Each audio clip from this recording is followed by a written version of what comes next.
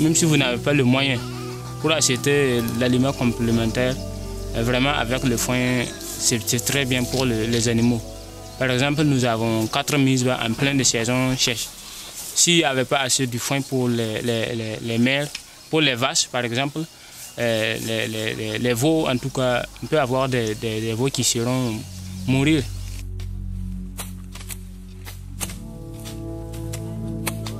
Il faut fausser l'herbe et puis tu laisses sécher. Après, tu fais des bottes.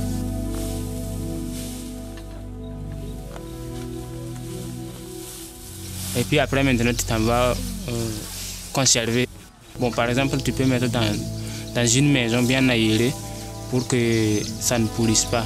Et puis, il faut savoir que le foin de meilleure qualité se fausse entre septembre et puis octobre.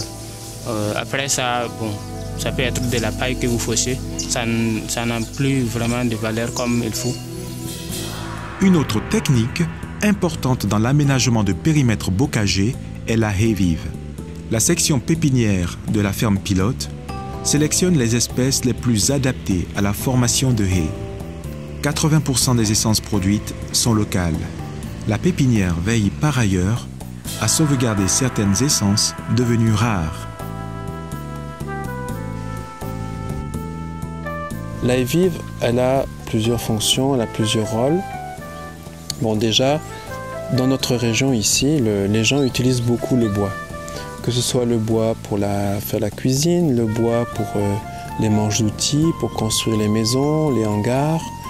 Donc l'usage du bois traditionnellement est très important et le bois se raréfie. Donc ce que nous faisons, c'est que nous créons des haies vives où en fait les essences qui étaient disséminées dans la nature se retrouvent alignées et gérées d'une manière aussi rationnelle.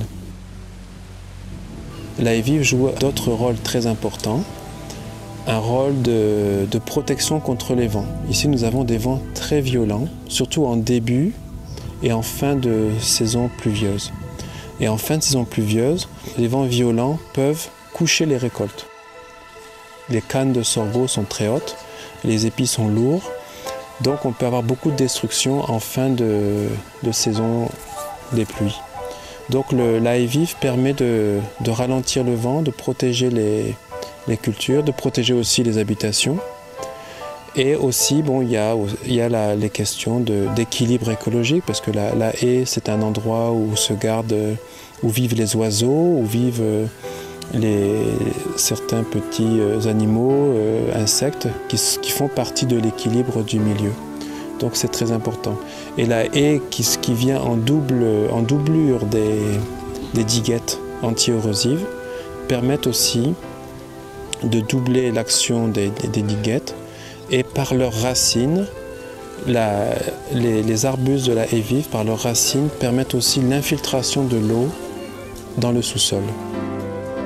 Et enfin, la haie vive nous apporte des fruits, soit des fruits de consommation traditionnelle, ou certains fruits, comme le fruit de la pourguère, qui est une plante qui est arrivée il y a quelques années ici, et qui permet de tirer une huile qui va servir soit pour la fabrication du savon, soit pour les lampes à pétrole, ou bien même voire pour le fonctionnement des moteurs diesel. Donc il y a beaucoup de rôles dans la haie et elle fait vraiment partie du système agricole que nous voulons développer. Voilà, nous sommes dans une prairie. Et vous voyez la haie comme ça, c'est construit en 1996. Et la première taille était 2002 pour toujours agrandir la taille. Vous voyez que vraiment c'est intéressant. Et ici, vous allez voir que certains piquets sont pourris et les grillages, ça tient toujours. Si par exemple, il n'y avait pas la haie construite, les piquets seront pourris et il faut quand même remplacer. Ou bien les animaux seront capables de rentrer dans votre prairie, comme vos animaux aussi sont capables de sortir et gâter les champs des gens. Cette connaissance de la technique des haies vives est également transmise aux paysans lors de l'aménagement de périmètres bocagers. À ce niveau, nous allons encore poursuivre la formation avec 7 éléments du groupement encore. Donc nous les apprendrons à planter la haie vive. D'ici 5 ans, la haie vive de la clôture sera grande et nous ferons la première taille avec eux. Donc ils connaîtront déjà comment tailler aussi une haie vive.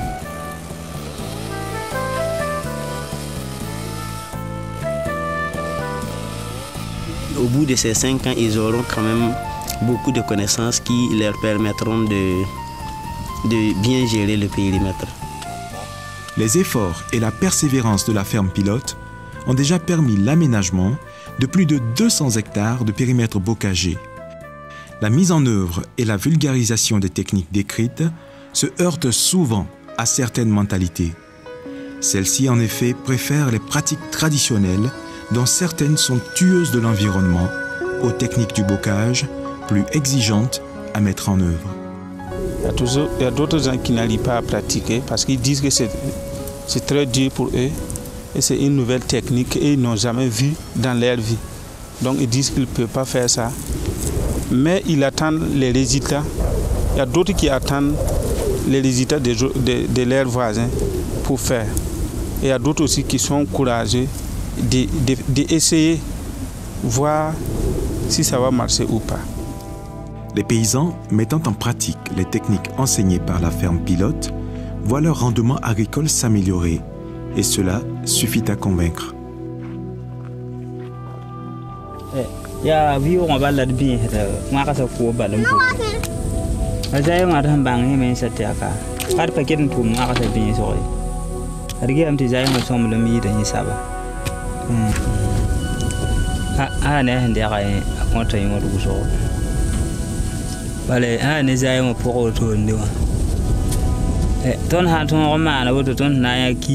Ninga ayida wala ton budu view ade et patwen banglenda la ha ne ton ni ngata woto ne wa dita mbati ba ya toto fa aya nang tu ne la san nam se ya ta yoro. Là où on a installé la ferme, les jours qu'on commence à installer, la place est nue. Il n'y avait même pas l'herbe. Celui qui cultive là-bas avant, il a été abandonné la terre qu'il ne peut pas gagner quelque chose. Maintenant, les gens qui sont trouvés qu'on a abandonné la terre là-bas, ils ont trouvé qu'il y a les arbres. Il y a les arbres qui poussent avant, maintenant qui commencent à pousser.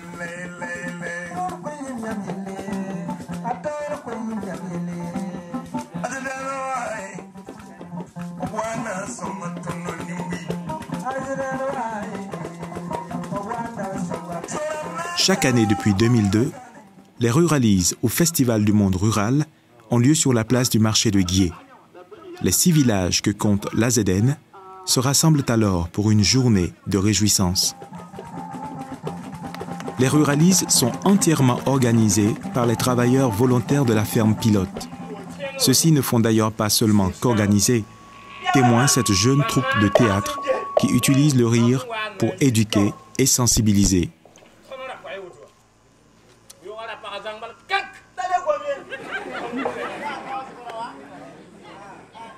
Le sens de la pièce que nous avons jouée au marché est que nous sensibilisons les gens autour du fait que la désertification avance à grands pas à cause des feux de brousse, de la coupe abusive du bois et de la divagation des animaux. Et il faut que nous reboisons, il faut que nous replantons les espèces locales que nous avons détruites là afin de sauvegarder notre environnement. Chaque ruralise est également l'occasion de récompenser les lauréats du concours agricole annuel. Les gagnants sont les paysans ayant les champs reflétant le mieux les techniques enseignées par la ferme. Au-delà de la satisfaction matérielle ressentie, ces fermiers retrouvent la dignité que leur avait volée certes le désert, mais surtout l'ignorance. Celle-ci cède progressivement la place à un élan de reconquête. Ce que moi je demande pour laisser avec mes enfants, c'est pour les montrer bien la culture qu'on fait tout de suite. C'est pour les montrer, pour planter un arbre ou bien la haie vive, si je le laisse avec le travail qui va le tenir, gagner de nourriture, comme ça, il ne va pas fatiguer.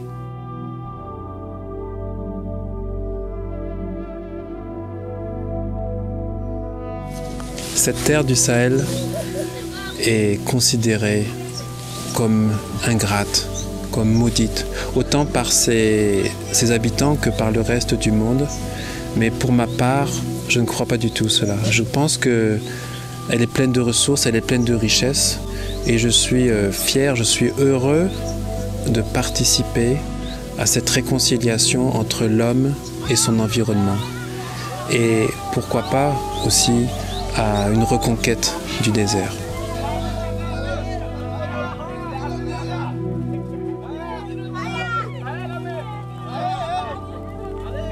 L'expérience d'un bocage sahélien à Guié prouve tout simplement que la solution au problème de la dégradation des sols et de la désertification est à portée de main.